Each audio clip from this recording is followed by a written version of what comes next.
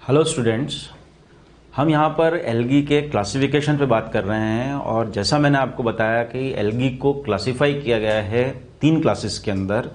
पहली क्लास आती है क्लोरोफाइसी, दूसरी फियोफाइसी और तीसरी रोडोफाइसी। और यहाँ पर जिन कैरेक्टर्स के बेसिस पर एल्गी को इन 3 क्लासेस में क्लासिफाई किया गया, वो जो कैरेक्टर्स हैं उनमें मेन कैरेक्टर आता है दैट इज द पिगमेंटेशन। ठीक है। In addition to the pigmentation, cell wall composition and stored food also considered as the characters that help in classifying the algae into 3 classes. तो यहां तक हमने ग्रीन एल्गी पर भी डिस्कस कर लिया था और साथ ही साथ ब्राउन एल्गी पर भी डिस्कस कर लिया था। ठीक है। अब यहां पर एल्गी की 3rd क्लास आती है that is the rhodophyceae and commonly known as red algae. अगर हम रेड एल्गी की बात करें तो रेड एल्गी को एंशिएंट और प्रिमिटिव टाइप ऑफ एल्गी माना गया है। आपने देखा कि ग्रीन एल्गी को हमने सबसे एडवांस्ड एल्गी कहा था। ठीक है। और वो एडवांस्ड एल्गी इसलिए कहा गया था क्योंकि उनके अंदर कुछ ऐसे कैरेक्टर्स देखने को मिल रहे हैं जिसके कारण ग्रीन एल्गी जो होगा it is similar to that of the higher plants, जिसमें एक कैरेक्टर तो उसका पिगमेंटेशन था कि पिगमेंट्स जो थे वो very much similar to that of higher plants. दूसरा उसमें स्टोर्ड फूड, और स्टोर्ड फूड वहां पर स्टार्च पाया जा रहा था। ऐसे ही उसकी सेल वॉल कंपोजिशन जो कि पैक्टिन और सेलुलोज की बनी हुई थी वो भी सिमिलर है किसके, हायर प्लांट्स की सेल वॉल के। यही कारण था उसको सबसे एडवांस्ड एल्गी कहा गया था। फिर हमने दूसरा ब्राउन एल्गी देखा था, और ब्राउन एल्गी में आपने कहा था कि जो पिगमेंट्स हैं they are similar to that of diatoms. अब यहां पर अगर देखा जाए तो इसको सबसे प्रिमिटिव या एंशिएंट एल्गी इसलिए माना जा रहा है क्योंकि इसके अंदर जो पिगमेंटेशन देखने को मिल रहा है that is similar to that of blue green algae. और आप जानते ही हैं ब्लू ग्रीन एल्गी जो है वो प्रोकैरियोट्स हैं। मींस इनका जो रिलेशन है वो किससे मैच करता हुआ या किसके सिमिलर देखने को मिल रहा है, बीजीए के similar which are the prokaryotes. That's why they are considered as ancient और प्रिमिटिव टाइप ऑफ एल्गी। अब यहां पर ये आपके सामने 2 एग्जांपल्स और उनके डायग्राम्स दिए गए हैं, जिसमें पहला एक डायग्राम है पॉलीसाइफोनिया का। तो ध्यान रखें एनसीईआरटी बेस्ड डायग्राम्स हैं, आइडेंटिफिकेशन के लिए आ सकते हैं और जनरल एग्जांपल्स में से भी आपको क्वेश्चन इसमें से पुटअप किया जा सकता है। पॉलीसाइफोनिया बिल्कुल प्लांट की तरह आपको देखने को मिल रहा है, जिसमें मेन एक्सिस भी और साथ ही साथ ब्रांचेस भी है। लेकिन क्या है ये, this is the red algae. ऐसे ही एक और एडिबल नेचर का रेड एल्गी है दैट इज द पोरफायरा, जिसमें आपको ये एक लीफ लाइक स्ट्रक्चर नजर आ रहा है, that will be the frond. तो ये पोरफायरा भी एक इंपॉर्टेंट एग्जांपल है जो कि एक एडिबल नेचर का रेड एल्गी माना जाता है। अब रेड एल्गी और साथ ही साथ ब्लू ग्रीन एल्गी में दोनों में ही इनकी पूरी लाइफ साइकिल के अंदर किसी भी तरह का कोई मोटाइल स्टेज नहीं पाया जाता है। तो बहुत इंपॉर्टेंट बात आ गई कि in case of red algae and blue green algae cilia and flagella are absent. तो यहां पर एक इंपॉर्टेंट पॉइंट आ गया आपके सामने that there is no motile stage found in the life cycle of red algae and blue green algae. It means that cilia and flagella are absent in both red algae as well as in case of blue green algae. तो याद रखें इस point को आप। फिर आती बात यहां पर कि रोडोफाइसी यानी रेड एल्गी का हैबिटेट किस प्रकार का होता है। तो रेड एल्गी जो होता है it is mainly found in marine water. कहां पर मेनली पाया जाएगा, मेराइन वाटर। और मेराइन वाटर में भी जहां पर वार्मर एरियाज होंगे, मींस इनका कंसंट्रेशन कहां पर ज्यादा मिलेगा, जहां पर वार्मर एरियाज होंगे मेराइन वाटर में भी, means they are mainly found in the marine water with greater concentration found in the warmer areas. तो इंपॉर्टेंट पॉइंट है, एनसीईआरटी बेस्ड पॉइंट है, ध्यान रखें इस पॉइंट को। लेकिन यहां पर एक एक्सेप्शन आता है। एक रेड एल्गी है जिसका नाम है बैट्रेकोस्पर्मम, एंड बैट्रेकोस्पर्मम का जो हैबिटेट है उसका हैबिटेट है फ्रेश वाटर। तो ये एक्सेप्शन आप याद रखें that batrachospermum is found in fresh water. और ज्यादातर तो मेराइन वाटर में पाए जाते हैं और वो भी वार्मर एरियाज में, लेकिन batrachospermum it is found in the fresh water. अब रेड एल्गी जो है it occur in both well lighted regions which are close to the surface of water as well as in the depth of the oceans, जहां पर जो light की concentration होगी वो बहुत ही कम होगी with whether relatively little amount of light penetrates. तो एक इंपॉर्टेंट पॉइंट हमारे सामने यहां पर आता है कि मैराइन वाटर में जहां पर रेड एल्गी पाई जा रही है तो वो दोनों ही रीजन्स के अंदर रेड एल्गी पाई जा सकती है कि जहां पर वेल लाइटेड रीजन है, means which are close to the surface of water, वहां पर भी रेड एल्गी मिलेगी। साथ ही साथ ओशियंस की डेप्थ में भी जहां पर लाइट पेनेट्रेट कम हो रही है वहां पर भी रेड एल्गी का कंसंट्रेशन देखने को मिलेगा। अब रेड एल्गी के स्ट्रक्चर की बात आती है, तो रेड एल्गी जो है वो मल्टी सेलुलर है, ठीक है। कैसे हैं? They are usually multicellular and filamentous in nature, ठीक है। तो याद रखें, they are usually multicellular as well as they are filamentous in nature. अब सेल वॉल की बात करें, रेड एल्गी का जो सेल वॉल होता है इट इज कॉम्प्लेक्स, और कॉम्प्लेक्स इसलिए बोला गया बिकॉज इसका जो केमिकल कंपोजिशन है वो थोड़ी कॉम्प्लेक्सिटी शो कर रहा है यहां पर, because it's cell wall it is made up of cellulose and pectin with polysulphate esters. ये नई बात आई अपने सामने कि यहां पर सेल्यूलोज और पैक्टिन तो मिलेगा सेल वॉल में, लेकिन साथ ही साथ उससे एसोसिएट क्या होंगे?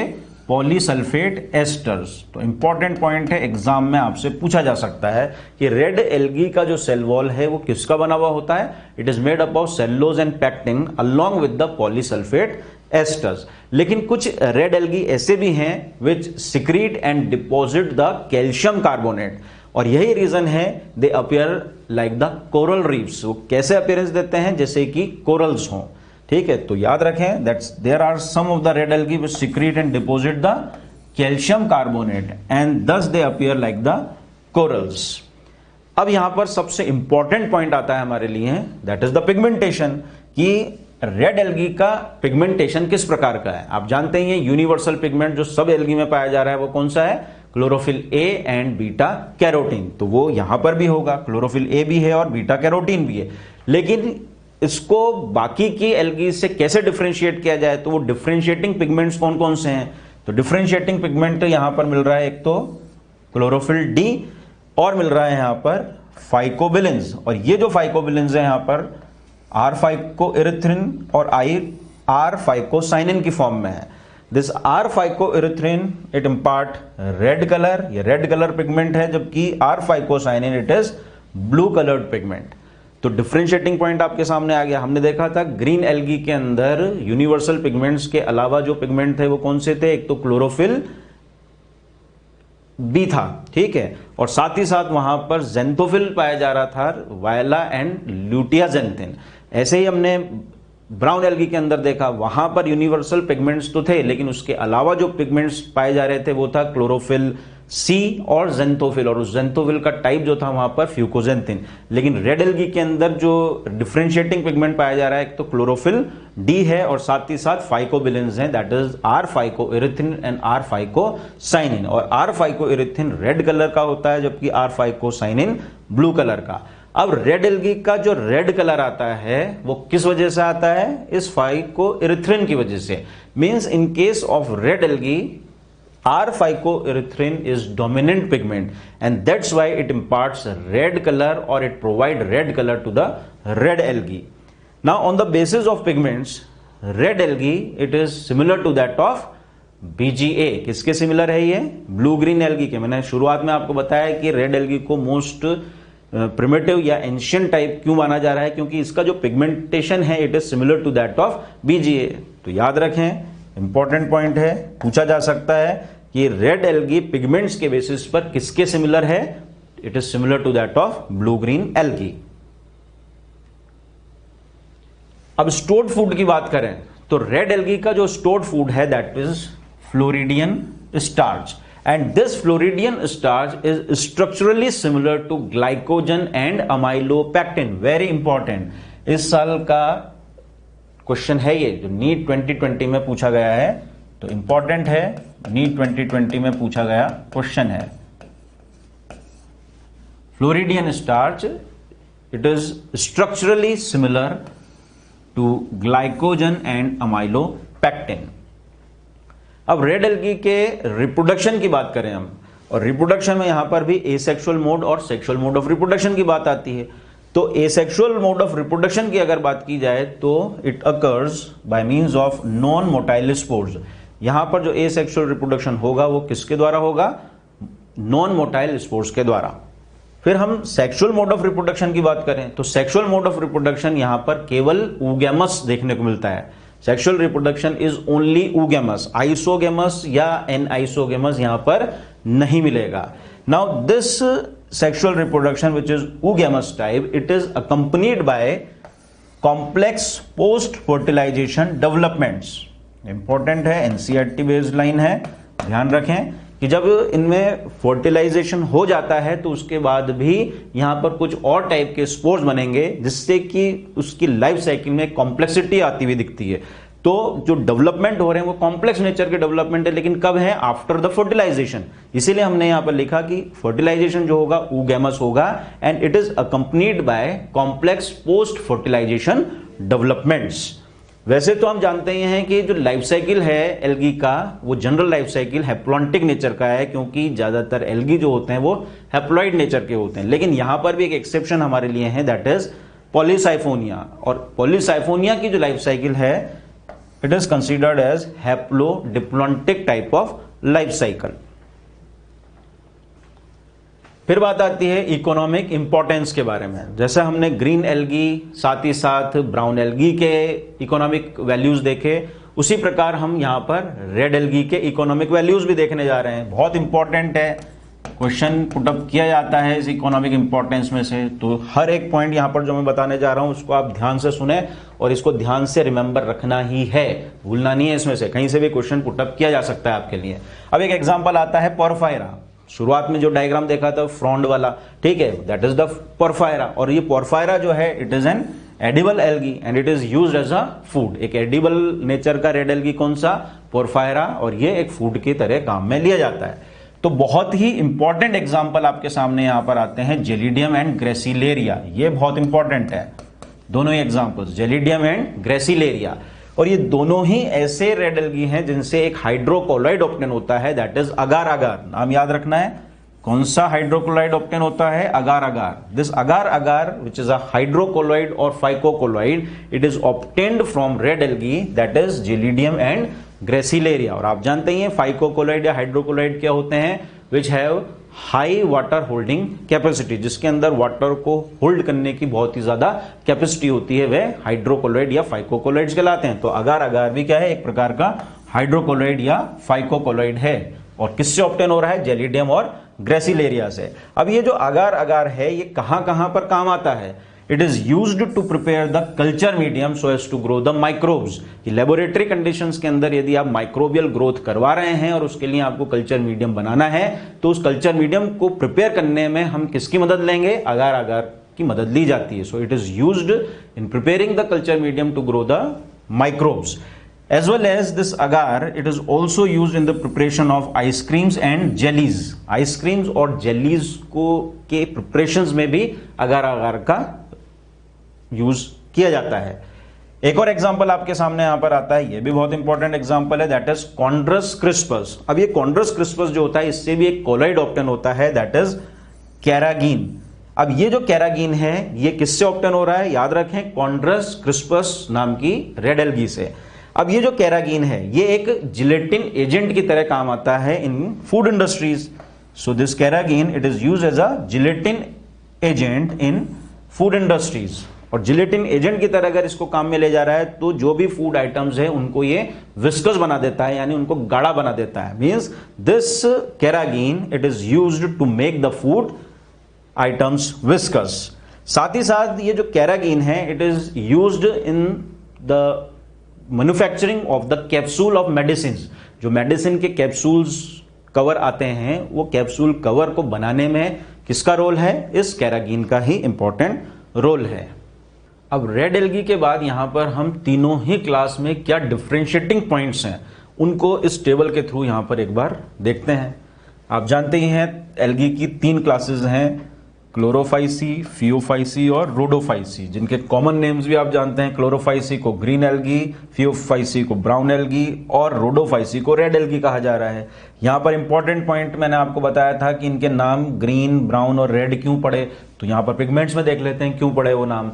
कि हम अगर मेजर पिगमेंट्स के बेसिस पर इन तीनों को डिफरेंशिएट करें तो आप देखिए यहां पर टेबल में कि जो कॉमन पिगमेंट्स हैं वो कॉमन पिगमेंट आपको क्लोरोफिल ए नजर आ रहा है। साथ ही साथ तीनों के अंदर ही बीटा कैरोटीन भी होगा जो कि यूनिवर्सल पिगमेंट्स है तीनों के अंदर। लेकिन डिफरेंशिएटिंग पिगमेंट जो है यहां पर क्लोरोफाइसी के अंदर वो कौन सा है, क्लोरोफिल बी। ऐसे ही फियोफाइसी के अंदर देखा जाए तो क्लोरोफिल सी है और साथ ही साथ फ्यूकोजेंथिन है, और रोडोफाइसी में देखा जाए तो क्लोरोफिल डी है और फाइकोइरिथ्रिन और साथ ही साथ फाइकोसाइनिन भी होगा। लेकिन यहां मेजर पिगमेंट लिखा हुआ है तो ये मेजर पिगमेंट है, इसलिए यहां पर ये फाइकोसाइनिन मेंशन नहीं है, क्योंकि प्रीडोमिनेंसी जो है रेड एल्गी में वो किसकी होती है, फाइकोइरिथ्रिन की होती है। अब यहां देखिए कि क्लोरोफिल की डोमिनेंसी होने के कारण ही क्लोरोफाइसी के जो मेंबर्स होते हैं वो ग्रीन कलर के होते हैं। ऐसे ही अगर हम बात करें फियोफाइसी में, फ्यूकोजेंथिन की डोमिनेंसी होने के कारण इसका जो कलर आता है वह ब्राउन कलर आता है, और ऐसे ही हम रोडोफाइसी में देखें तो फाइकोइरिथ्रिन की डोमिनेंसी होने के कारण इसका कलर रेड कलर आता है। दूसरा जो डिफरेंशिएटिंग पॉइंट है जिसके बेसिस पर हम इन तीनों को डिफरेंशिएट कर सकते हैं वह है स्टोर्ड फूड। अब स्टोर्ड फूड क्लोरोफाइसी के मेंबर्स में जो मिलता है वह है स्टार्च, लेकिन यदि हम देखते हैं फियोफाइसी में तो कार्बोहाइड्रेट के डेरिवेटिव्स यहां पर मिल रहे हैं, that is mannitol and laminarin. Laminarin और मैनिटॉल यहां पर आपको क्या देखने को मिल रहा है, carbohydrate derivatives which are the stored food in case of phaeophyceae. लेकिन अगर हम रोडोफाइसी की बात करते हैं तो इसका जो स्टोर्ड फूड है that is the floridean starch. जैसा मैंने आपको बताया, this floridean starch it is structurally similar to glycogen and amylopectin. फिर बात आती है यहां पर सेल वॉल कंपोजिशन की। सेल वॉल कंपोजिशन भी इन तीनों को डिफरेंशिएट करने में मदद करता है कि अगर क्लोरोफाइसी में देखें तो सेल वॉल जो बनी हुई है वह सेलुलोज और पैक्टोज की बनी हुई है, ठीक है। लेकिन यही बात करें हम फियोफाइसी के केस में तो जो सेल वॉल है वह सेलुलोज और एल्जिन की बनी हुई है। याद कीजिए, सेलुलोज की सेल वॉल के चारों तरफ एक जिलेटिनस कोट होता है जो कि बना हुआ होता है एक फाइकोकोलॉइड का, और वो फाइकोकोलॉइड कौन सा था, एल्जिन था।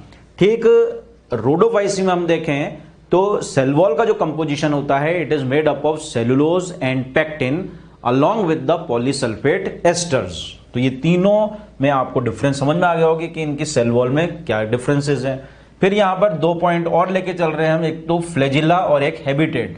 अगर फ्लैजिला का नंबर और उनकी पोजीशन या उनका इंसर्शन देखा जाए तो तीनों में आपको डिफरेंस देखने को मिल रहा है कि अगर हम क्लोरोफाइसी में देखें तो 2 to 8 फ्लैजिला आर फाउंड, और ये 2 to 8 फ्लैजिला की जो रेंज मैंने आपको बताई ये अगर होंगे तो कैसे होंगे, they are equal in size. याद रखें कैसे होंगे, they are equal in size. और पोजीशन की बेस पर अगर देखें तो ये जो फ्लैजिला अटैच होंगे एल्गी से, ये कहां पर होंगे, they are attached at the apical position.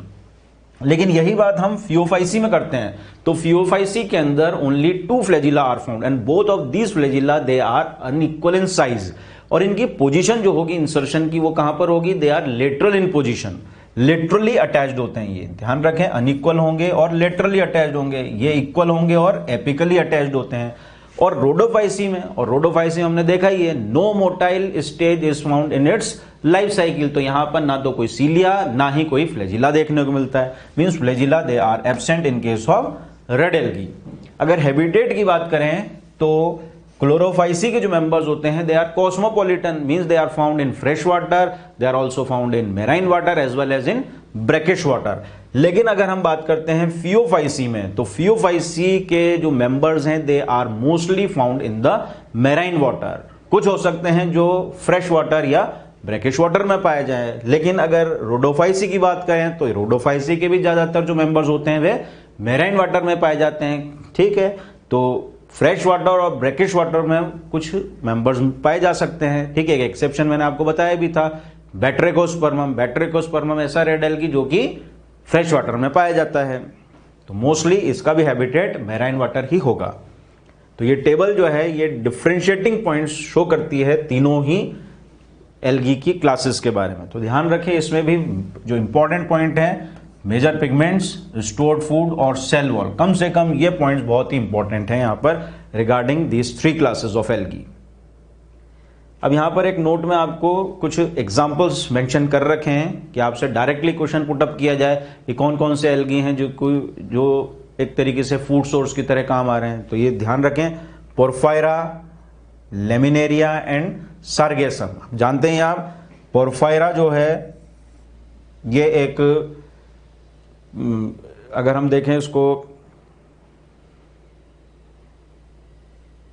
Laminaria और सार्गेसम, ये तीनों ही जो एग्जांपल्स आप देखते हैं, जिसमें पोरफायरा जो है ये एक रेड एल्गी है, जबकि लेमिनेरिया और सार्गेसम जो है यहाँ पर ये ब्राउन एल्गी है। ठीक है, तो यहाँ पर एक मिक्स फॉर्म में आपको क्वेश्चन पूछ सकते हैं कि कौन कौन से एल्गी हैं जो कि एडिबल नेचर के हैं।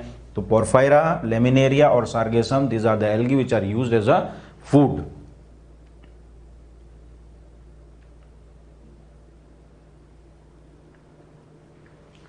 अब यहां पर एल्गी में जो क्लोरोप्लास्ट पाए जा रहे हैं उनके अलग अलग शेप्स हो सकते हैं। तो कभी कोई क्वेश्चन पुट अप हो जाए तो इसको थोड़ा सा आप पढ़ लीजिएगा कि अगर आपसे पूछा जाए कारा का जो क्लोरोप्लास्ट है उसका शेप कैसा है, तो डिस्क्वाइड शेप होता है। ऐसे ही फ्रिस्टिला एक एल्गी जिसमें क्लोरोप्लास्ट पाया जाता है वह प्लेट लाइक होता है। क्लेमाइडोमोनास, ये इंपॉर्टेंट है थोड़ा, क्योंकि इसका अपन स्ट्रक्चर भी देख के आए पीछे। तो कैसा था वहां पर chloroplast, it is cup shaped chloroplast. Ulothrix में देखा जाए तो गर्डल शेप्ड होता है, स्पायरोगेरा में रिबन शेप्ड है, जिग्नीमा में स्टीलेट है और ऊडोगोनियम के अंदर रेटिकुलेट। तो इस टेबल से हमें यह पता लग रहा है कि अलग अलग एल्गी के अंदर डिफरेंट शेप्स देखने को मिल सकते हैं क्लोरोप्लास्ट के। अब कुछ अनयूजुअल हैबिटेट भी देखने को मिलते हैं एल्गी के, means there are some of the algae which are found on the body of organisms, animals की बॉडी पर या फिर एनिमल्स की बॉडी के अंदर भी कुछ एल्गी जो हैं वो ग्रो करते हैं। Means those algae which are found on the body of animals they are considered as epizoic, उनको क्या कहा जाएगा, एपिजोइक। लेकिन ऐसे एल्गी जो कि किसी एनिमल की बॉडी के अंदर पाए जाते हैं which are found inside the body of the animal, they are considered as endozoic. तो कुछ एग्जांपल्स यहां पर मेंशन है, ये दोनों ही एग्जांपल जो आपके सामने हैं ये एग्जांपल्स हैं एपिजोइक के, ये एपिजोइक के एग्जांपल्स हैं। Means those algae which are found on the surface और on the body of the animals, जिसमें पहला एग्जांपल है क्लेडोफोरा। अब क्लेडोफोरा एक ग्रीन एल्गी है and it is present on the molluscan shell. Mollusca की जो शेल होती है उस पर क्लेडोफोरा प्रेजेंट होता है। साथ ही साथ साइनोडर्मा एंड ट्राइकोफाइलस, ये दो ऐसी ब्लू ग्रीन एल्गी हैं which are present on the sloth bear, ये स्लॉथ बियर की बॉडी पर देखने को मिल जाते हैं। दोनों ही बीजीय हैं, साइनोडर्मा और ट्राइकोफाइलस, और ये स्लॉथ बियर की बॉडी पर देखने को मिलते हैं। इंपॉर्टेंट है, थोड़ा सा ध्यान रखें इसको। स्लॉथ बियर की बॉडी पर मिलने वाले कौन से बीजीय हैं, साइनोडर्मा एंड ट्राइकोफाइलस। तो मैंने आपके सामने एक बात और कही अभी एंडोजोइक की, कि ऐसे एल्गी जो कि किसी एनिमल की बॉडी के अंदर पाए जाते हैं, तो उसमें दो एग्जांपल आते हैं। एक तो आता है जू क्लोरेला और zooxanthella, and both of these algae they are present inside the hydra, hydra के अंदर मिलते हैं, इसलिए वो दोनों ही zooxanthella and zoochlorella they are the examples of endozoic. फिर एक टर्म आ रहा है हमारे लिए यहां पर थैलोफाइटा।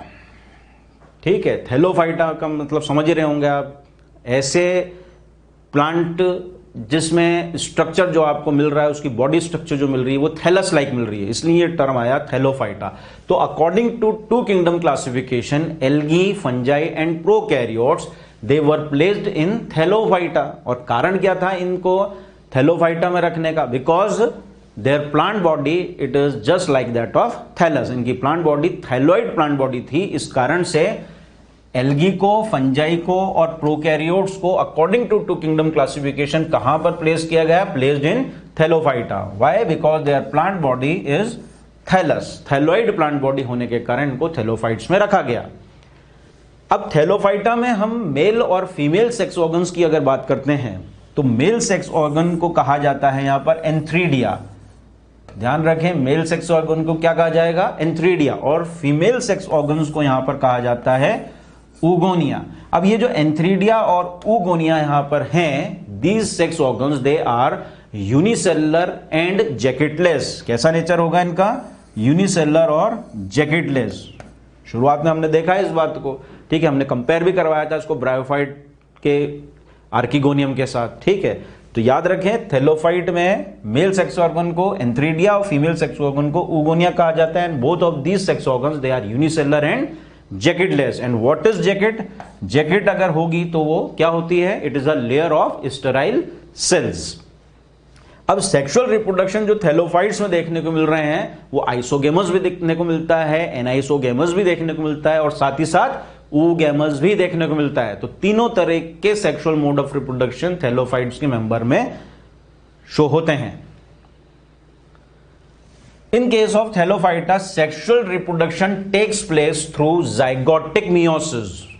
क्या बहुत इंपॉर्टेंट लाइन है, थैलोफाइटा में जो सेक्सुअल रिप्रोडक्शन हो रहा है it takes place through zygotic meiosis. आप जानते हैं जाइगोट किस नेचर का है, डिप्लॉइड नेचर का, ठीक है। और उस डिप्लॉइड नेचर के जाइगोट में यदि मियोसिस हो जाएगा तो फिर वो क्या बनाएगा, एक हैप्लॉइड बॉडी को बना देता है, ठीक है।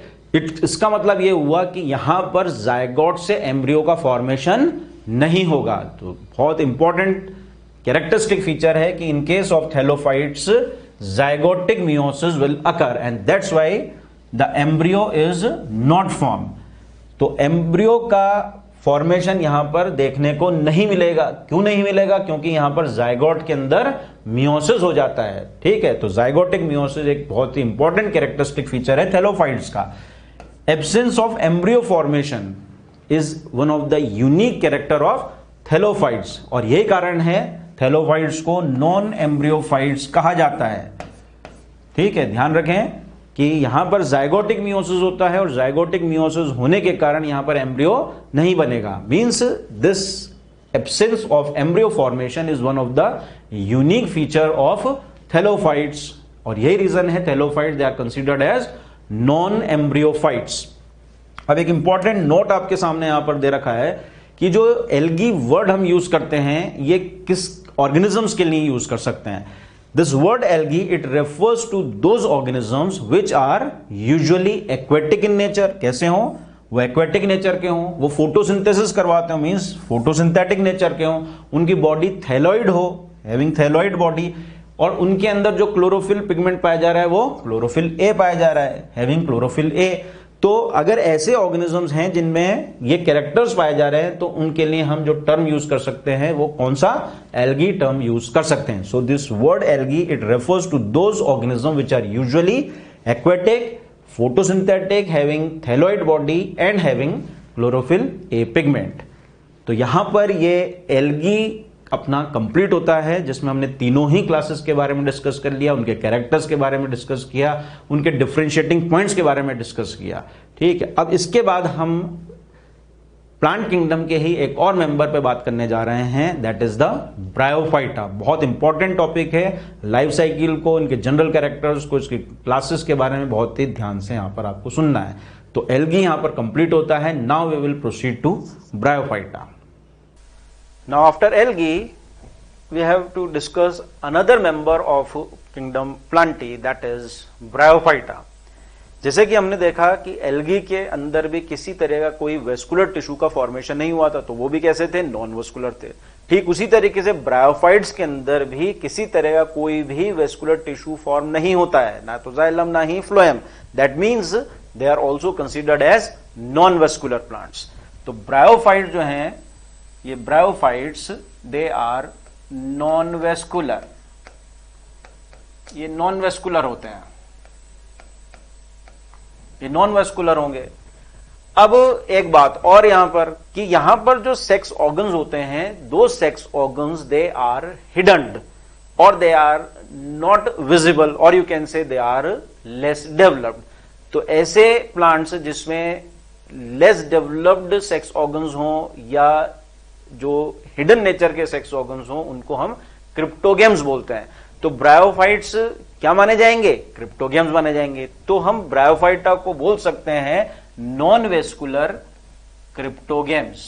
इनको क्या बोला जा सकता है, इनको नॉन वेस्कुलर क्रिप्टोगेम्स कहा जा सकता है, क्योंकि यहां पर वेस्कुलर टिश्यूज एब्सेंट है इसलिए नॉन वेस्कुलर, और जो सेक्स ऑर्गन्स हैं they are hidden in nature और you can say they are less developed और invisible, that means they are cryptogams. So bryophytes they are non vascular cryptogams. साथ ही साथ यहां पर इसकी लाइफ साइकिल हम जब देखेंगे तो यहां पर एम्ब्रियो का फॉर्मेशन होता है, means they are the embryophytes. तो ये नॉन वेस्कुलर एम्ब्रियोफाइट्स माने जाते हैं, they are the embryophytes, non vascular embryophytes भी इनको कहा जाता है, ठीक है, हमने देखा अभी कि थैलोफाइट्स के अंदर जाइगोट में ही मियोसिस हो जाने के कारण वहां पर एम्ब्रियो का फॉर्मेशन नहीं हुआ था, means they are the non embryophyte. लेकिन ब्रायोफाइट में ऐसा नहीं होता, यहां पर जाइगोट के अंदर इमीडिएट मियोसिस नहीं होता है, ठीक है। तो फिर वो जाइगोट माइटोटिक डिविजन कराते हुए एम्ब्रियो का फॉर्मेशन कराएगा यहां पर। दैट्स वाई इसकी लाइफ साइकिल में यदि हम एम्ब्रियो की बात कर रहे हैं, मींस एम्ब्रियो फॉर्मेशन की बात हो रही है, means they are the embryophytes. चलिए जी आगे लेके चलते हैं कि अगर हम ब्रायोफाइट्स को देखें तो bryophytes they are considered as first land plants. इनको क्या माना जाता है? फर्स्ट लैंड और टेरेस्ट्रियल प्लांट्स इनको कंसीडर किया जाता है। तो फिर अब हमें यह समझना है कि इनको सबसे पहले टेरेस्ट्रियल या लैंड प्लांट्स क्यों कहा जा रहा है। Now it is believed that bryophytes they are originated from aquatic plants. किससे ओरिजिनेट हो रहे हैं? ये माना गया है कि they are originated from aquatic plant. ये एक्वेटिक प्लांट से ओरिजिनेट हुए हैं, यानी ये वाटर से ही लैंड पर आए हैं। और इसका एविडेंस जो है वो एविडेंस ये है कि there are some of the bryophytes which have characters similar to that of the aquatic plants. कि कुछ ऐसे ब्रायोफाइट्स के अंदर एविडेंस मिलते हैं हमें जो कि इस बात को शो करते हैं कि उनके अंदर जो कैरेक्टर्स पाए जा रहे हैं वो एक्वेटिक प्लांट्स की तरह पाए जा रहे हैं। जिसमें एक एविडेंस तो ये है that will be the presence of air canals, कि कुछ ब्रायोफाइट्स के अंदर आपको एयर कैनाल्स देखने को मिलती हैं जो कि एक्वेटिक प्लांट्स का एक कैरेक्टर माना गया है। साथ ही साथ ब्रायोफाइट्स में मोटाइल नेचर के यानी फ्लैजिलेटेड मेल गैमीट्स भी देखने को मिलते हैं। और मोटाइल या flagellated male gametes is another character which is found in the aquatic plants. तो ऐसे कुछ कैरेक्टर्स पाए जा रहे हैं जिसकी वजह से जो हमें ये एविडेंस प्रोवाइड कर रहे हैं that these bryophytes they are originated from the aquatic plants. यही कारण है इनको क्या बोला गया? फर्स्ट लैंड या टेरेस्ट्रियल प्लांट्स इनको कहा गया है। दूसरा इंपॉर्टेंट पॉइंट आता है कि bryophytes they are considered as the amphibians of the plant kingdom. Plant kingdom के एम्फीबियंस इनको कहा जाता है। आप जानते हैं एम्फीबियंस जो होते हैं उनके अंदर कैपेसिटी है वाटर और लैंड दोनों ही हैबिटेट में वो सर्वाइव करते हैं, दोनों पर ही रहते हैं। तो इनको कहा जा रहा है एम्फीबियंस ऑफ प्लांट किंगडम। तो प्लांट किंगडम के एम्फीबियंस इनको क्यों कहा जाता है? Because they are found on land but they need water for their fertilization, यानी अपनी फर्टिलाइजेशन या अपनी लाइफ साइकिल को कंप्लीट करने के लिए इनको वाटर की रिक्वायरमेंट है। लेकिन मिल कहां पर रहे हैं? They are found on the land और टेरेस्ट्रियल कंडीशंस। यही कारण है कि इनको क्या कहा गया? Amphibians of the plant kingdom. तो ध्यान रखें कि एम्फीबियंस क्यों कहा गया है? Because they found on land but need water for fertilization और you can say to complete the life cycle. तीसरा पॉइंट यहां पर आता है they are the first land plants but not the successful land plants। ये सबसे पहले land plants तो हैं but they are not considered as the successful land plants. ये सक्सेसफुल लैंड प्लांट्स नहीं माने जाते हैं। तो इनको सक्सेसफुल लैंड प्लांट्स क्यों कंसिडर नहीं कर सकते? पहला कारण तो आता है they need water for fertilization, कि इनको फर्टिलाइजेशन के लिए वाटर की रिक्वायरमेंट है, ठीक। दूसरे कारण और भी हो सकते हैं कि यहां पर वस्कुलर टिश्यूज एंड रूट्स जो होते हैं they are absent, that's why they are not considered as the successful land plants. बात समझ में आ गई होगी आपको कि पहले लैंड प्लांट तो हैं लेकिन सक्सेसफुल लैंड प्लांट नहीं माना जा रहा है। पहला रीजन तो वाटर की रिक्वायरमेंट है इनके फर्टिलाइजेशन में, और दूसरे जो कारण हो सकते हैं वो हो सकते हैं वस्कुलर टिश्यूज और रूट्स की एब्सेंस। अब ब्रायोफाइट जो होते हैं they are not the tall plants. ये टॉल प्लांट्स नहीं है क्योंकि यहां पर वस्कुलर टिश्यूज नहीं है। आप जानते हैं वस्कुलर टिश्यूज में कॉम्प्लेक्स परमानेंट टिश्यू आता है, जाइलम और फ्लोएम।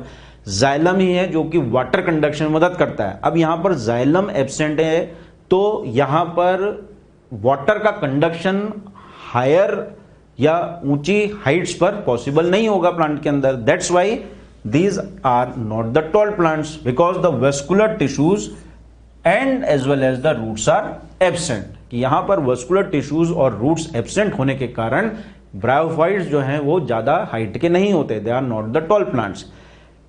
अब यहां पर बात आती है कि वस्कुलर टिश्यूज तो नहीं है यहां पर, तो क्या इनमें कंडक्शन नहीं होता होगा वाटर का? होता है जी, बिल्कुल।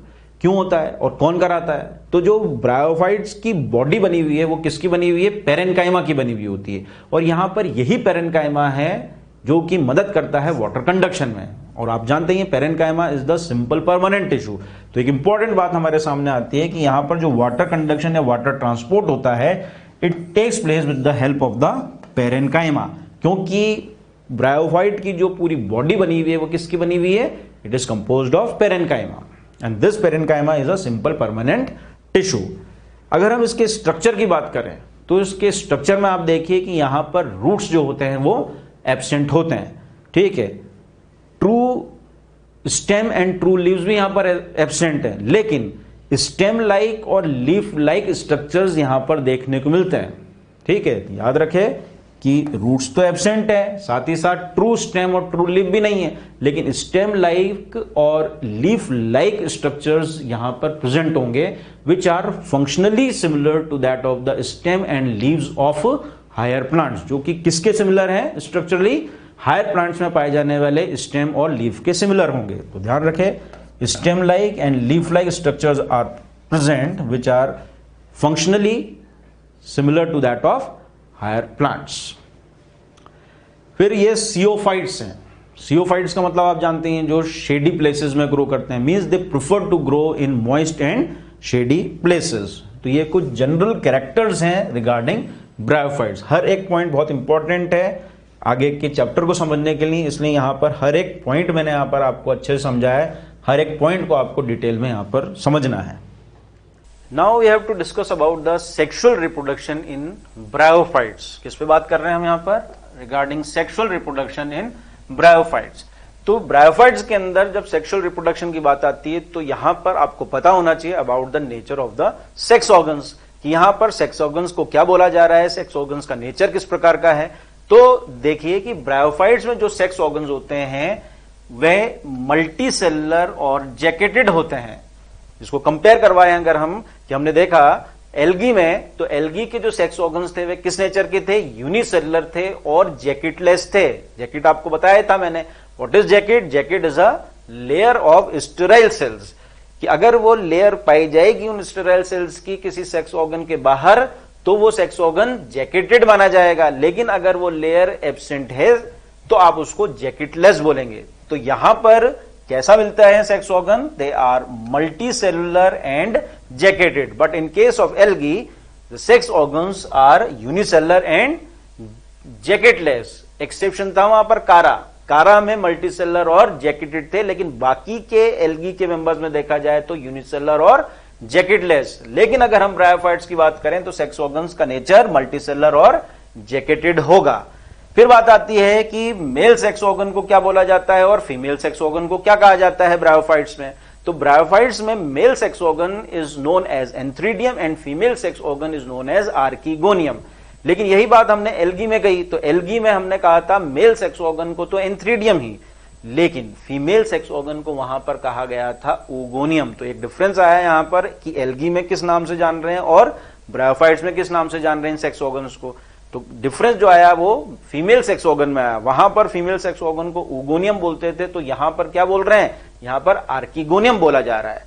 तो पहले अगर हम बात करें इस मेल सेक्स ऑर्गन की, इस मेल सेक्स ऑर्गन को क्या बोल रहे हो आप?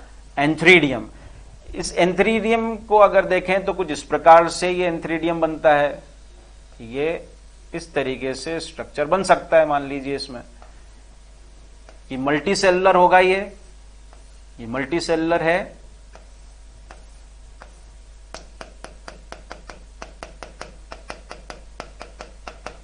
और इसके बाहर की तरफ a layer of sterile cells is present, और उसी को आप क्या बोल रहे हैं? जैकेट बोल रहे हैं। तो किस नेचर का हो गया ये mail sex organ? It is multicellular and jacketed in nature. ऐसे ही अगर हम बात करें तो ये क्या हुआ? This is the mail sex organ. ये मेल सेक्स ऑर्गन की यहां पर बात आ गई।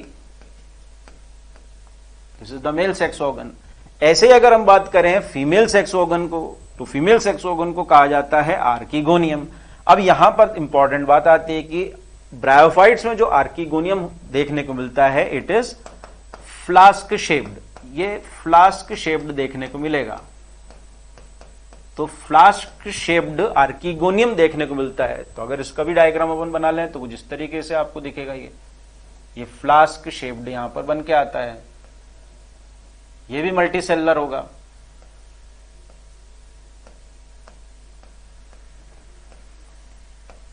और इसके बाहर भी लेयर होगी स्टेराइल सेल्स की, means it is also jacketed, ये भी जैकेटेड होगा।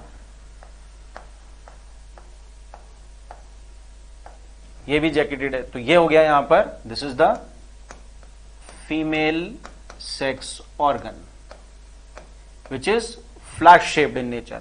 तो दोनों समझ में आ गए होंगे आपको कि मेल सेक्स ऑर्गन एंथ्रीडियम और फीमेल सेक्स ऑर्गन आर्किगोनियम, जहां पर एंथ्रीडियम और आर्किगोनियम दोनों ही किस नेचर के हैं, मल्टीसेलर और जैकेटेड नेचर के हैं, जहां पर आर्किगोनियम का शेप कैसा है, फ्लास्क शेप्ड है। अब मेल गैमीट्स की बात आती है कि मेल गैमीट जो ब्रायोफाइट्स में देखने को मिलते हैं वे कैसे होते हैं, वे मोटाइल नेचर के होते हैं। अगर हम उनके शेप की बात करें तो वो कॉमा शेप्ड होंगे, और मोटाइल हैं तो वहां पर फ्लैजिला प्रेजेंट है। तो किस नेचर, कितने नंबर होंगे उसमें फ्लैजिला के, 2, means they are biflagellated in nature. कि उसका अगर स्ट्रक्चर देखें तो कुछ इस तरीके का कॉमा शेप्ड होगा और उसमें ये 2 फ्लैजिला होंगे। So the male gametes of bryophytes are comma shaped and biflagellated. Female gametes की बात की जाए तो female gametes they are large and non motile in nature. जो फीमेल गैमीट बनेगा ब्रायोफाइट में वह कैसा होगा, लार्ज और नॉन मोटाइल नेचर का होगा।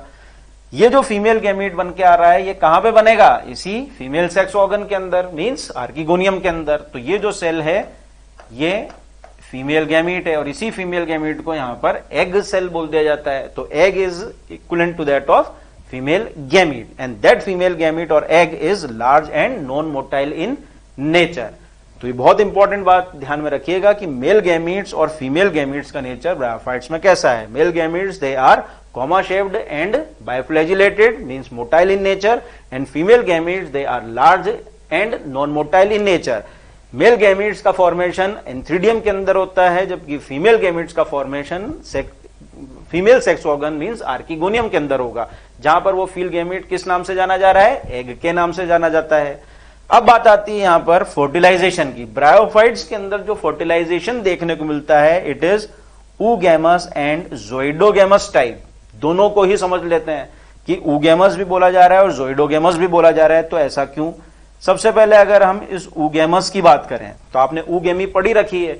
oogamie में होता क्या था कि male gamete is formed inside the mail sex organ and the female gamete is formed inside the female sex organ. अब जो मेल गैमीट होते हैं वो मोटाइल नेचर का होता था और फीमेल गैमीट वो लार्ज और नॉन मोटाइल नेचर का होता है। ठीक है, अब यहां पर क्या oogamie के अंदर क्या होता है कि जो मेल गैमीट है that male gamete it migrates inside the female reproductive structure and fertilizes that non motile female gamete and that female gamete never comes outside the female reproductive structure, और उसी को आप क्या बोलते हैं, oogamie बोलते हैं। तो यहां पर भी तो ऐसा ही होगा कि जो मेल गैमीट्स हैं वो मेल गैमीट्स मोटाइल नेचर के कहां बनेंगे, एंथ्रीडियम के अंदर, और जो फीमेल गैमीट लार्ज और नॉन मोटाइल नेचर का है वो कहां बनता है, आर्किगोनियम के अंदर। अब वो जो मेल गैमीट हैं जो मोटाइल नेचर के हैं, बाइफ्लैजिलेटेड हैं, they swim into the water and reaches near the archegonium, archegonium तक पहुंचते हैं वो, and finally they enter inside the archegonium and fertilizes this egg cell और you can say female gamete. तो यहां पर हुआ क्या कि मेल गैमीट पहुंचा है फीमेल रिप्रोडक्टिव स्ट्रक्चर के पास और वहां उसके अंदर एंटर होकर उसने उस नॉन मोटाइल नेचर के फीमेल गैमीट को फर्टिलाइज करवाया है। तो ये क्या हो गया, it is oogamie। That's why we can say the type of reproduction in bryophyte is oogamous type. फिर बात आती है कि zoidogamous क्यों बोला जा रहा है। अब ध्यान में रखिएगा जब भी ये zoido टर्म आता है मींस रिलेटेड टू मोटिलिटी, ये मोटाइल नेचर को रिप्रेजेंट करवाता है, क्योंकि यहां पर मेल गैमीट्स का नेचर कैसा है, बाइफ्लैजिलेटेड है, मींस मोटाइल नेचर के हैं। When these motile male gametes they swim into water and reaches the female sex organ, तो वो वहां पर वाटर ने मदद की है, वाटर के अंदर वो स्विम होते हुए कहां पहुंचे हैं, फीमेल रिप्रोडक्टिव स्ट्रक्चर के अंदर पहुंचे हैं। तो मोटिलिटी भी है और यहां पर वाटर मदद कर रहा है फर्टिलाइजेशन में, इसीलिए इसको क्या बोला जाता है, ज़ोइडोगैमस बोला जाता है। तो ध्यान में रखें कि जो type of reproduction, type of fertilization जो ब्रायोफाइट्स के अंदर देखने को मिल रहा है वो किस नेचर का, oogamous टाइप और ज़ोइडोगैमस टाइप का देखने को मिल रहा है। Is it clear? फिर बात आती है कि जायगोट जो यहां पर बन के आता है, उस जायगोट में यहां पर इमीडिएट मियोसिस नहीं होगा। जैसे आपने एल्गी में देखा था, एल्गी में तो जायगोट के अंदर इमीडिएट मियोसिस हो जाता था, वहां पर इमीडिएट मियोसिस होने पर वो जायगोटिक मियोसिस हुआ और वो हैप्लॉइड बॉडी के अंदर कन्वर्ट हो जाता था। लेकिन यहां ऐसा नहीं होता, यहां पर zygote it do not immediately undergo the meiosis. तो फिर यहां पर वो जायगोट के अंदर माइटोटिक डिवीजन होंगे, तो वो क्या बनाता है, वो एम्ब्रियो का फॉर्मेशन कराता है। तो यहां पर ध्यान में रखें that zygote it formed the embryo. यही रीजन है कि जो ब्रायोफाइट्स होते हैं they are considered as embryophytes, कि यहां पर ब्रायोफाइट्स को हम क्या मानेंगे, एम्ब्रियोफाइट्स मानेंगे। Is it clear? तो ये बहुत इंपॉर्टेंट बातें आ गई हैं अपने सामने regarding the sexual reproduction in bryophytes. और उस सेक्सुअल रिप्रोडक्शन के अंदर अभी हमने जो बातें कही they are regarding the sex organs as well as regarded the fertilization and about the conversion of zygote into embryo. अब यहां पर हम बात करने जा रहे हैं about the life cycle of bryophytes. बहुत ही ध्यान से इस लाइफ साइकिल को यहां पर समझिएगा। अब यहां पर हम ब्रायोफाइट्स की लाइफ साइकिल को देखने जा रहे हैं। बहुत इंपॉर्टेंट है कि लाइफ साइकिल का जो पैटर्न चल रहा है यहां पर और कौन कौन से स्टेजेस आ रहे हैं, कौन कौन से स्ट्रक्चर्स यहां पर लाइफ साइकिल में बन रहे हैं, ये बहुत ही अच्छे से आपको सुनना है और इन पर फोकस करना है, तभी आपको पूरी लाइफ साइकिल यहां पर समझ में आएगी। चलिए देखते हैं इसकी लाइफ साइकिल। अगर हम ब्रायोफाइट्स की मेन प्लांट बॉडी की बात करते हैं तो उसकी मेन प्लांट बॉडी को गेमिटोफाइट कहा जाता है। तो इस गेमिटोफाइट टर्म को सबसे पहले समझ लें आप कि गेमिटोफाइट किसको कहा जाता है, कि अगर मान लीजिए किसी ऑर्गेनिज्म की प्लांट बॉडी हैप्लॉइड नेचर की है एंड इट फॉर्म और it bears the gametes, then that plant body is considered as gametophyte. तो ब्रायोफाइट में भी ऐसा ही हुआ कि ब्रायोफाइट की जो मेन प्लांट बॉडी होती है उसको गेमिटोफाइट कहा जाता है because it is haploid in nature and it bears और it forms the gametes. That's why we consider that the main plant body of bryophyte is gametophyte.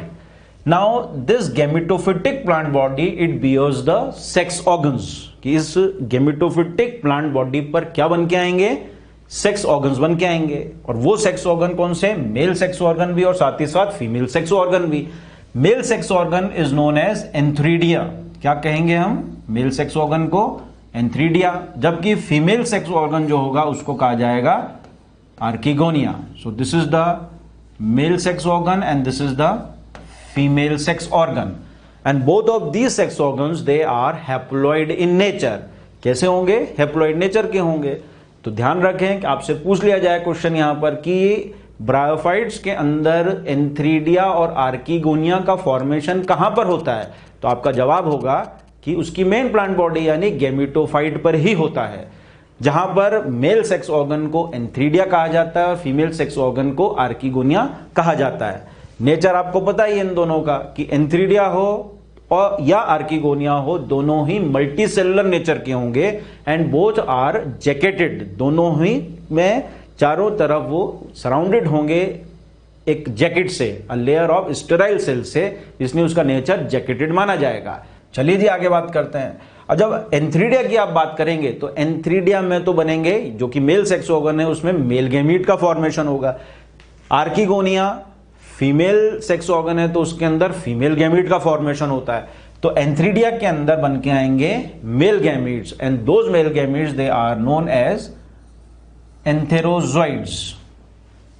Antheridia के अंदर male gametes बन के आ रहे हैं जिनको क्या बोला जा रहा है यहां पर, antherozoids. And these antherozoids they are motile in nature, means कैसे होंगे, they are comma shaped and biflagellated. देखिए यहां पर एंथेरोजॉइड बना के दिखा रखा है, it is comma shaped and biflagellated in nature.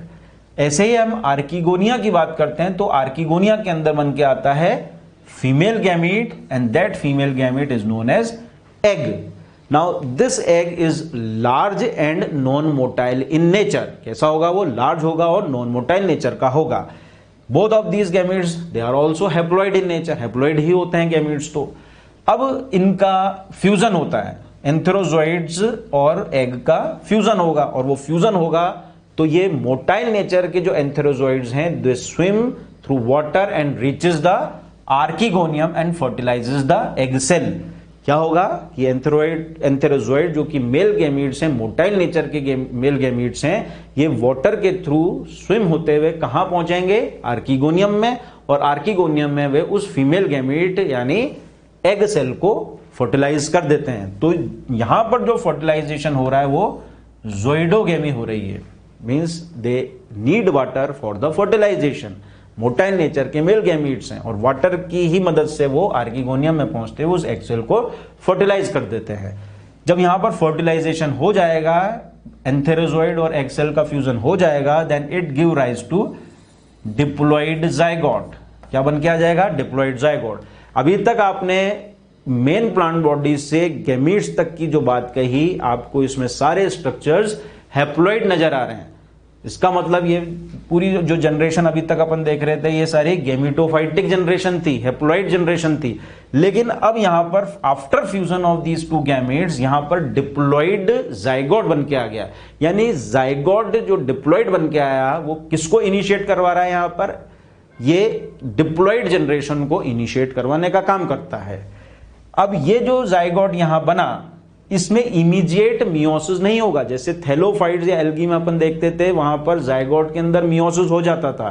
ठीक है, क्योंकि वहां पर जाइगोट में मियोसिस होते ही इमीडिएटली वो हैप्लॉइड प्लांट बॉडी को बना देता था. लेकिन यहां पर ऐसा नहीं होगा. यहां पर this zygote it do not undergo meiosis immediately. बहुत इंपॉर्टेंट बात है. तो अगर ये इमीडिएटली मियोसिस नहीं कराएगा तो फिर क्या कराएगा? It undergo the mitosis. ये माइटोटिक डिविजन परफॉर्म करता है and it will give rise to embryo. तो समझ में आ गई होगी बात आपको लाइफ साइकिल में कि ये एम्ब्रियो फॉर्मेशन होती हुई यहां पर नजर आ रही है. That's why the bryophytes they are embryophytes in nature. अब जब जाइगोट के अंदर माइटोसिस होने पर जब ये एम्ब्रियो बना देगा तो फिर इस एम्ब्रियो में फिर फर्दर कुछ माइटोटिक डिविजन चलेंगे and it will give rise to a plant like body that is known as sporophyte. ये एक बॉडी और बना देता है जिसको अब कहा जाएगा स्पोरोफाइट. तो इस स्पोरोफाइट शब्द का मतलब समझे पहले तो कि ऐसी प्लांट बॉडी जिसमें स्पोर्स का फॉर्मेशन होता हो. ठीक है, गैमेटोफाइट तो आपने बोला था कि वो हैप्लॉइड बॉडी जिसके अंदर गैमीट्स बन के आ रहे हों वो गैमेटोफाइट है. लेकिन ऐसी डिप्लॉइड प्लांट बॉडी जिसके अंदर स्पोर्स का फॉर्मेशन होता हो हम उसको स्पोरोफाइट बोल देते हैं. तो यहां पर जाइगोट से एम्ब्रियो बनेगा और एम्ब्रियो में फिर फर्दर डिविजन्स होंगे, तब जाके वो एक प्लांट बॉडी बनाएगा जिसको कहा जाएगा sporophyte. And this sporophyte is diploid in nature and bears the spores. इसी में स्पोर्स बन के आएंगे, इसलिए इसको बोला गया स्पोरोफाइट. लेकिन ध्यान रहे कि यहां पर ये जो स्पोरोफाइट बन के आ रहा है ये इंडिपेंडेंट स्ट्रक्चर नहीं होगा. ये डिपेंडेंट होगा किसके ऊपर? मेन प्लांट बॉडी के ऊपर. ठीक है, और ये एक यूनिक फीचर है इस ब्रायोफाइट का. तो यहां पर ये जो स्पोरोफाइट बना it is not differentiated into root, stem and leaves. ये रूट, स्टेम और लीफ इसके अंदर बन के नहीं आते हैं. तो फिर क्या बन के आ रहा है? This sporophyte it is made up of foot, सीटा एंड कैप्सूल. इस स्पोरोफाइट में फुट, सीटा और कैप्सूल बनते हुए आपको नजर आते हैं. और यही कारण है कि इस स्पोरोफाइट को स्पोरोगोनियम भी बोल दिया जाता है. तो ध्यान रखें थोड़ा सा यहां पर कि स्पोरोफाइट जो बन के आता है, स्पोरोफाइट को हम स्पोरोगोनियम भी बोल देते हैं. This sporophyte is also known as sporogonium. Why? Because this sporophyte it is composed of foot, seta and capsule.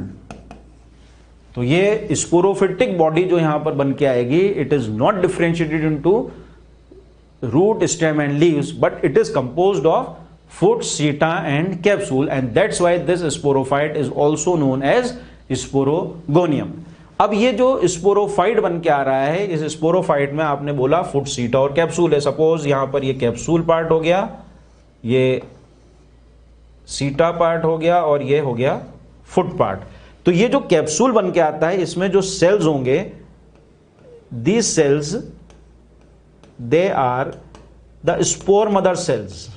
यहां पर कुछ सेल्स पाए जा रहे हैं जिनको आप बोलेंगे स्पोर मदर सेल्स, कि स्पोर फॉर्मेशन कराने में मदद करेंगे। तो this sporophyte it contains the spore mother sales, और इन स्पोर मदर सेल्स के अंदर क्या होगा, मियोसिस होगा। तो एक बात इंपॉर्टेंट हो गई हमारे लिए कि अभी तक हम देख रहे हैं कि यहां पर ये जायगोट बना था, सबसे पहला diploid structure, means this zygote it initiates the sporophytic generation. जो डिप्लॉयड जनरेशन होगी उसको हम क्या बोल सकते हैं, स्पोरोफाइटिक जनरेशन। तो जायगोट वो सेल हो गया यहां पर जो कि उस स्पोरोफाइटिक जनरेशन को इनिशिएट करवाने का काम कर रहा है, ठीक है। तो जो स्पोरोफाइट बना, उस स्पोरोफाइट में क्या बन के आएंगे, डिप्लॉयड स्पोर मदर सेल्स बने हुए हैं। अब now these spore mother cells they undergo meiosis to give rise to the haploid spores. इनके अंदर क्या होगा, मियोसिस होगा, तो ये हैप्लॉइड स्पोर्स का फॉर्मेशन करा देंगे। क्योंकि ये स्पोर्स फॉर्मेशन के लिए यहां पर मियोसिस हुआ, इसलिए हम इस मियोसिस को स्पोरिक मियोसिस भी बोल देते हैं। तो ध्यान रखें कि पूरी स्पोरोफिटिक जनरेशन को अगर देखा जाए तो जायगोट तो उस स्पोरोफिटिक जनरेशन को इनिशिएट करवाता है, और लास्ट जो सेल बन रहा है इस स्पोरोफिटिक जनरेशन में जो कि डिप्लॉयड नेचर का है, वो कौन सा है, स्पोर मदर सेल। तो आपसे पूछा जाए कि कौन से सेल्स होते हैं जो कि स्पोरोफिटिक जनरेशन को टर्मिनेट करवाते हैं, तो कौन से सेल्स टर्मिनेट करवाते हैं, spore mother sales. Spore mother sales terminates the sporophytic generation. बात समझ में आ गई होगी आपको। अब जब स्पोर मदर सेल्स के अंदर मियोसिस हो जाएगा और they give rise to the haploid spores, तो फिर बात आती है कि अब स्पोर्स में जर्मिनेशन होता है। लेकिन यहां पर ही मैं आपको बता दूं कि ब्रायोफाइट्स की 3 क्लासेस होती हैं, एक होते हैं लिवरवर्ट्स, एक होते हैं हॉर्नवर्ट्स और एक होते हैं मॉसेस। तो यहां पर कुछ डिफरेंस आपको देखने को मिलेगा इसकी लाइफ साइकिल में, कि अगर हम बात करते हैं लिवरवर्ट्स और हॉर्नवर्ट्स के बारे में, तो in case of liverworts and hornworts these spores they undergo direct germination. इनमें क्या होगा, स्पोर्स में डायरेक्ट जर्मिनेशन होगा, and they directly germinate to give rise to the gametophytic body. और यहां पर ये जो गेमिटोफाइट बन के आएगा, ये थैलोइड नेचर का गेमिटोफाइट बन के आएगा। अब यहां पर एक इंपॉर्टेंट बात ध्यान में रखनी है आपको, जैसा कि हमने बोला कि when the spores they germinate in case of liverworts and hornworts they give rise to the gametophyte. और यहां पर यूजुअली जो गेमिटोफाइट बन के आता है वह थैलोइड नेचर का बन के आता है। लेकिन यहां पर एक बात ध्यान में रखें कि in case of liverworts one of the exception case is porella. वो पोरेला मैंने आपको बताया था एकमात्र लीफी मेंबर है लिवरवर्ट्स का। तो उस पोरेला के अंदर जो गेमिटोफाइट बन के आएगा वो थैलोइड नहीं होगा, वह कैसा होगा, वह लीफी नेचर का गेमिटोफाइट बनेगा। लेकिन यूजुअली देखा जाए तो लिवरवर्ट्स और हॉर्नवर्ट्स में जब स्पोर्स जर्मिनेट होते हैं, डायरेक्टली जर्मिनेट होते हैं, then they give rise to the gametophyte, and that gametophyte is of thalloid nature. वो थैलोइड नेचर का गेमिटोफाइट वहां पर बनाएगा। लेकिन एक्सेप्शन यहां पर याद रखें, पोरेला में वो थैलोइड गेमिटोफाइट नहीं बनेगा क्योंकि वह लीफी मेंबर है। सो when there will be the direct germination in case of liverworts and hornworts, these spores they give rise to thalloid gametophyte। तो ये याद रखें कि लिवरवर्ट्स और हॉर्नवर्ट्स में जो जर्मिनेशन होगा स्पोर्स का, वो कैसा होगा, डायरेक्ट जर्मिनेशन होगा। लेकिन यही बात हम करते हैं इन केस ऑफ मॉसेस। तो मॉसेस के अंदर स्पोर्स का डायरेक्ट जर्मिनेशन नहीं होगा। मॉसेस के अंदर these spores undergo indirect germination. तो यहां पर आपको क्या देखने को मिलेगा, मॉसेस के अंदर, मॉसेस में आपको यहां पर मिलेगा इनडायरेक्ट जर्मिनेशन। अब इनडायरेक्ट जर्मिनेशन इसलिए बोला गया क्योंकि ये स्पोर्स डायरेक्टली गेमिटोफाइट को नहीं बना रहे, यहां पर कुछ इंटरमीडिएट बॉडी भी बन के आती है, कुछ इंटरमीडिएट स्ट्रक्चर भी बन के आता है। So in case of mosses these spores germinate and give rise to multicellular filamentous body that is known as protonema. ये क्या बना देता है, एक मल्टीसेलुलर फिलामेंटस नेचर की बॉडी को बना देता है जिसको कहा जाता है प्रोटोनीमा। ठीक है, अब जब ये प्रोटोनीमा बन जाएगा देन इस प्रोटोनीमा के ऊपर कुछ लेटरल बड्स का फॉर्मेशन होता है, and when these lateral buds they detached और they undergo growth, then they will give rise to the gametophyte. लेकिन यहां पर बड्स के थ्रू जो गेमिटोफाइट बन के आएगा that is the leafy gametophyte. तो ध्यान रहे, मॉसिस में जो इनडायरेक्ट जर्मिनेशन हुआ वहां पर जो गेमिटोफाइट बन के आया वो कैसा बन के आया, लीफी नेचर का। और लिवरवर्ट और हॉर्नवर्ट में जो गेमिटोफाइट बन के आ रहा था वो थाइलॉइड नेचर का गेमिटोफाइट बन के आ रहा था। और यहां पर ये जो इनडायरेक्ट जर्मिनेशन में इंटरमीडिएट स्ट्रक्चर बना that is known as the protonema. और ये जो प्रोटोनीमा यहां पर बना, इस प्रोटोनीमा का जो नेचर है वो कैसा है, this protonema is multicellular and filamentous in nature. साथ ही साथ ये क्रीपिंग नेचर होगा, इसमें क्रीपिंग नेचर है, साथ ही साथ ये ग्रीन कलर का होता है। ठीक है, तो ये कुछ इंपॉर्टेंट पॉइंट्स है कि मल्टीसेलुलर फिलामेंटस होने के साथ साथ it is creeping in nature and it is green in colour, means photosynthetic nature होगा इसका। और फिर उसमें जब लेटरल बड्स बनेंगे तो वो लेटरल बड्स यहां पर क्या बना देंगे, लीफी नेचर का गेमिटोफाइट। तो ध्यान रखें, यहां पर लीफी नेचर का गेमिटोफाइट बनता है, जबकि लिवरवर्ट्स और हॉर्नवर्ट्स के अंदर थैलॉइड गेमिटोफाइट बनता है। तो ये दो डिफरेंसेस यहां पर इंपॉर्टेंट आ गए। और यहां किसी भी तरह का कोई डायरेक्ट जर्मिनेशन में आपको इंटरमीडिएट स्ट्रक्चर बनता हुआ नजर नहीं आ रहा है, लेकिन मॉसिस में जहां पर इनडायरेक्ट जर्मिनेशन हो रहा है वहां पर आपको एक इंटरमीडिएट स्ट्रक्चर बन के आ रहा है, जिसको क्या बोला गया, प्रोटोनीमा बोला गया। अब दोनों ही जर्मिनेशंस को हम कंपेयर करें कि डायरेक्ट और इनडायरेक्ट जर्मिनेशन में बेटर कौन है, तो हमारा आंसर होगा indirect germination. Indirect germination is much better for the survival.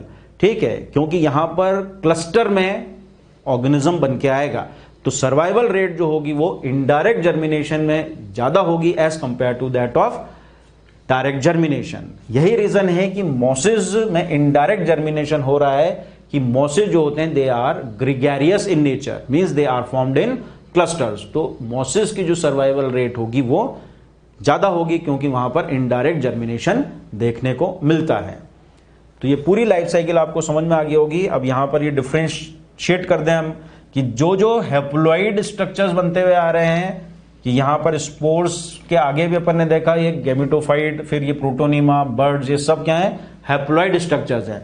तो ये तो पूरी गेमिटोफाइटिक जनरेशन को शो करता है, यानी जो पूरे हैप्लॉइड फेज हैं, हैप्लॉइड जनरेशन है, वो तो गेमिटोफिटिक जनरेशन है। और जितने भी डिप्लॉइड स्ट्रक्चर्स हैं वो डिनोट करता है स्पोरोफाइटिक जनरेशन को। तो अगर आपसे क्वेश्चन यहां पर पुटअप किया जाए कि गेमिटोफाइटिक जनरेशन को इनिशिएट करने वाला पहला सेल कौन सा, then answer will be spores. Spores are considered as the first cell that will initiate the gametophytic generation. लेकिन अगर आपसे पूछा जाए कि गेमिटोफाइटिक जनरेशन को टर्मिनेट करने वाले कौन से सेल्स हैं, तो आंसर होगा गैमीट्स। ये गैमीट्स ऐसे सेल्स होंगे जो कि गेमिटोफाइटिक जनरेशन को टर्मिनेट करते हैं। ठीक है, कंपेयर हो गया यहां पर कि स्पोरोफाइटिक जनरेशन को इनिशिएट करने वाला जायगोट है, जबकि स्पोरोफाइटिक जनरेशन को टर्मिनेट करने वाले स्पोर मदर सेल्स। ऐसे ही हम गेमिटोफाइटिक जनरेशन की बात कर रहे हैं तो गेमिटोफाइटिक जनरेशन को इनिशिएट करने वाले स्पोर्स और गेमिटोफाइटिक जनरेशन को टर्मिनेट करने वाले हैं गैमीट्स। अब इस पूरी लाइफ साइकिल में देखा जाए तो ऊगैमस टाइप ऑफ रिप्रोडक्शन चल रहा है। ज़ोइडोगेमी तो आपको समझ में आई गई, और रिप्रोडक्शन यहां पर जो चल रहा है वो कैसा चल रहा है, ऊगैमस टाइप ऑफ रिप्रोडक्शन यहां पर चल रहा है। ठीक, और पूरी लाइफ साइकिल में देखा जाए तो मेन बॉडी जो है वो कौन है, हैप्लॉइड। डोमिनेंसी जो है वो किसकी है, गेमिटोफाइटिक जनरेशन की डोमिनेंसी इसमें है। ठीक है, लेकिन स्पोरोफाइटिक जनरेशन भी यहां पर बनती है। ठीक, लेकिन ये स्पोरोफाइटिक जनरेशन जो है यहां पर डिपेंडेंट होगी किसके ऊपर, गेमिटोफाइटिक जनरेशन के ऊपर। इसलिए डोमिनेंसी किसकी है, हैप्लॉइड जनरेशन की, इसलिए इसकी लाइफ साइकिल को हैप्लोडिप्लॉन्टिक बोल दिया जाता है।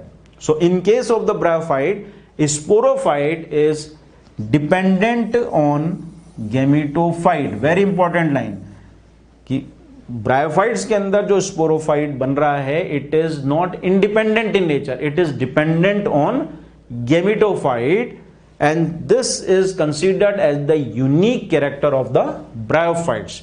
तो ये आपको लाइफ साइकिल पूरी समझ में आ गई होगी कि किस तरीके से यहाँ पर लाइफ साइकिल का पैटर्न चल रहा है जो कि हैप्लोडिप्लॉन्टिक नेचर की है।